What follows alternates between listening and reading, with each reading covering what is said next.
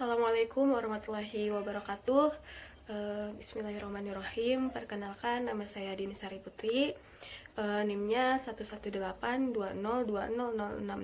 Nah, saya dari jurusan Pendidikan Agama Islam, semester 6 kelas B. Nah, video ini dibuat bertujuan untuk menjawab pertanyaan mata kuliah Filsafat Pendidikan Islam. Langsung saja ke pertanyaan yang pertama, yaitu bagaimana pandangan Islam tentang modernitas, kemudian bagaimana dampaknya terhadap konseptualisasi pendidikan Islam. Nah, bismillahirrahmanirrahim, izin menjawab. Dalam Islam modern itu tidak selamanya harus ke barat-baratan gitu. Orang yang menjalankan Islam dengan taat justru adalah orang yang mengakui modernitas dan menjadi orang yang modern dalam arti yang sebenarnya gitu. Jadi sebab sebagai ajaran paling sempurna, Islam tidaklah tergerus pada nilai-nilai modern yang melenceng. Nah, tetapi menjadi penyeimbang gitu dari perkembangan kemodernan itu sendiri. Nah, adapun menurut Alex and Callis, beliau itu adalah salah seorang pemikir modern. Nah, menyebutkan ciri modern yaitu mempunyai tanggung jawab pribadi dan menghargai waktu gitu. Nah, pada intinya mengikuti Islam itulah hakikat dan kemodernitas. Sebab Islam tidak tergerus pada modernitas semu yang justru menghancurkan indikasi moral yang menyebabkan hilangnya nilai kejujuran gitu, amanah dan makna kesuksesan. Nah, Islam menyeimbangkan antara nilai modernitas menjadi lebih beradab dan mulia. Sebagaimana tujuan Allah menciptakan manusia untuk menjadi insan kamil dan manusia sempurna yang hidup dengan kemuliaan. Nah, kemudian bagaimana dampaknya terhadap konseptualisasi pendidikan Islam?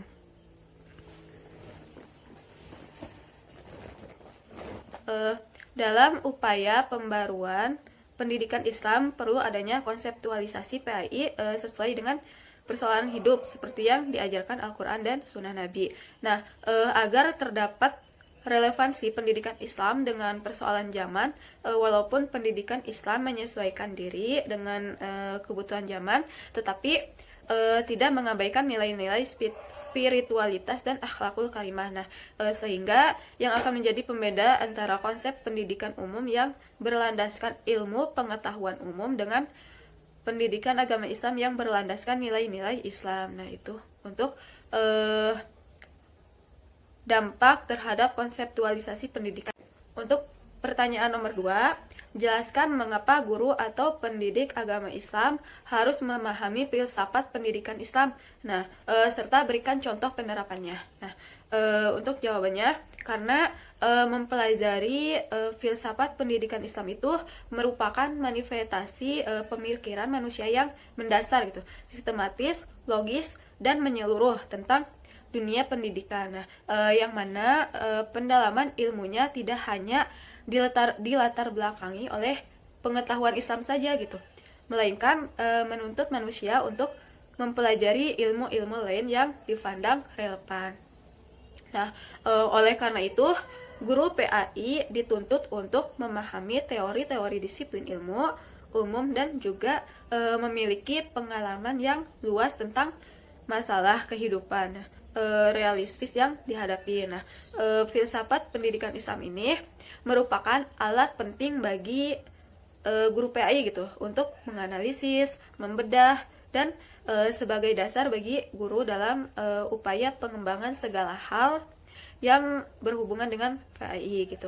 Nah, contoh penerapannya, guru PAI ini senantiasa bersifat terbuka atau indusif gitu, inovatif, memberikan solusi dan senantiasa melakukan pengembangan diri dengan cara meningkatkan kualitas melalui pelatihan-pelatihan. Nah, kemudian melakukan penelitian, melakukan pengabdian di masyarakat, dan menginspirasi serta memotivasi siswa untuk mengembangkan ilmu pengetahuan umum yang berlandaskan nilai-nilai Islam dan kesejahteraan manusia di dunia dan kesejahteraan di akhirat nanti. Untuk pertanyaan nomor 3, sebutkan dasar-dasar pembuatan kurikulum. Nah, menurut Al-Syaibani memberikan kerangka dasar yang jelas tentang kurikulum Islam, yaitu yang pertama ada dasar agama. Dasar ini hendaknya menjadi ruh dan target tertinggi dalam kurikulum. Nah, dasar agama dalam kurikulum pendidikan Islam jelas harus didasarkan pada Al-Quran dan Sunnah.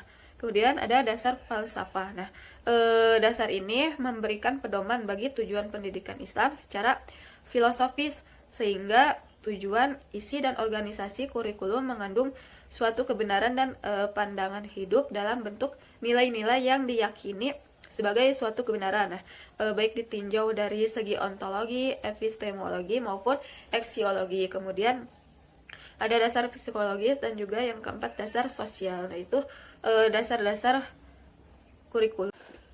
Nomor 4, apa hendak dicapai oleh pendidikan Islam menurut Al-Ghazali. Nah, yang hendak dicapai oleh pendidikan Islam itu menurut Al-Ghazali pendidikan yang yang ingin menjadikan manusia itu menjadi insan yang paripurna. Nah, yang mana nantinya akan mencapai hidup bahagia di dunia dan akhirat dengan bertakarub kepada Allah Subhanahu wa Ta'ala melalui ilmu yang sudah ada dan ilmu yang sudah dia dapatkan itu lewat proses pendidikan. Nomor 5, apa perbedaan pandangan pendidikan Ibnu Khaldun dengan Al-Ghazali? Nah, pendidikan menurut Al-Ghazali yakni seorang anak terlahir dalam keadaan fitrah, maka orang yang mendidiknya lah yang mempengaruhi anak tersebut. Nah, ini berarti jika seorang anak tumbuh dan berkembang dalam lingkungan yang baik,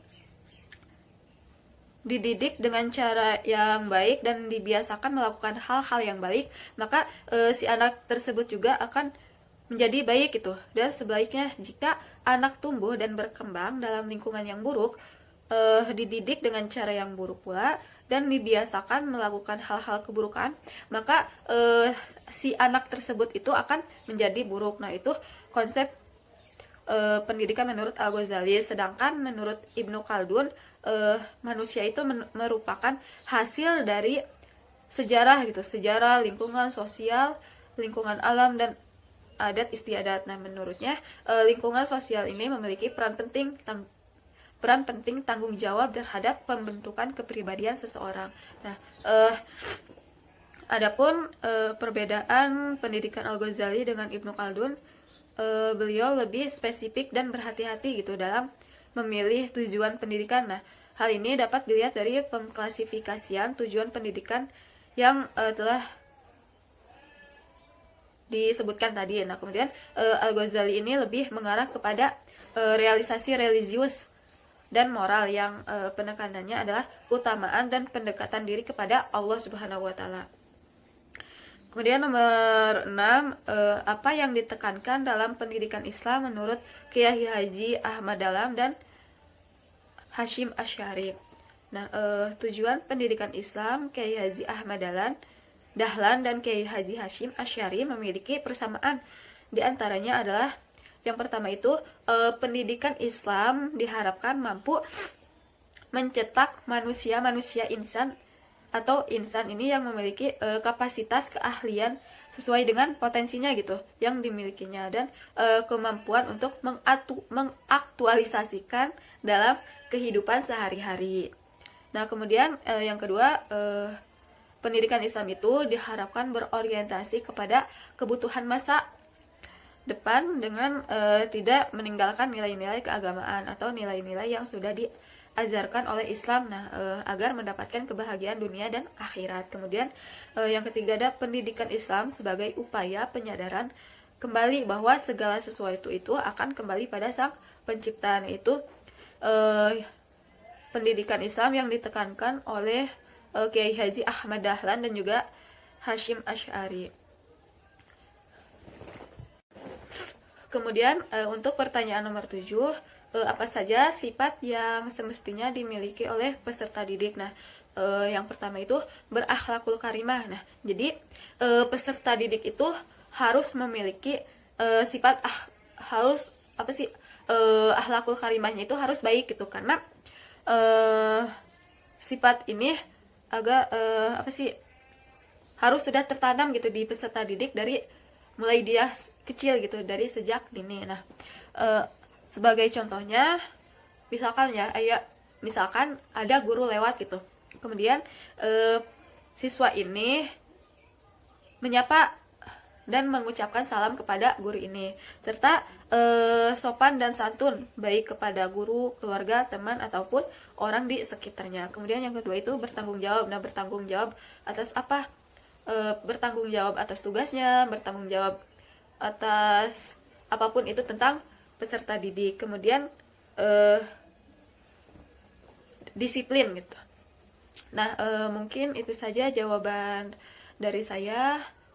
Kurang lebihnya mohon dimaafkan. Terima kasih. Wassalamualaikum warahmatullahi wabarakatuh.